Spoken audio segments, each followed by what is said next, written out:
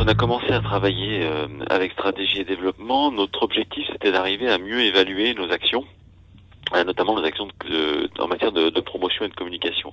Donc c'est vrai que on faisait, comme tout le monde, pas mal d'opérations sans vraiment pouvoir mesurer quelles étaient les retombées de nos actions. Donc le premier point pour nous, qui était vraiment important, que ce soit vis-à-vis de l'interne ou vis-à-vis de l'externe, c'était d'arriver à mesurer les retombées de nos actions. Le deuxième point, en termes de motivation des équipes, c'est toujours plus facile de motiver les équipes quand ils savent pourquoi ils travaillent et pour quels résultats. Et puis enfin, par rapport à notre tutelle, aujourd'hui on est dans une logique où les budgets se font rares, donc c'était important de pouvoir justifier quels sont les impacts de notre action, notamment en matière de promotion et de retombées économiques sur le territoire. Ce genre d'études, on sait que c'est toujours possible de le faire, mais à quel coût, quoi. Et là, stratégie développement nous apporte une solution clé en main à un coût tout à fait abordable. Le travail qu'on a fait nous a permis de revoir complètement notre façon de travailler, c'est-à-dire qu'aujourd'hui, on fait pratiquement plus aucun salon grand public.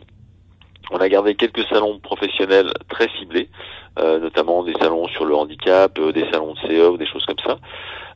On a diminué aussi sur les mailings, on a reciblé nos mailings sur ceux qui étaient le plus intéressant. On a on a nettoyé entre guillemets notre base de données clients et prospects.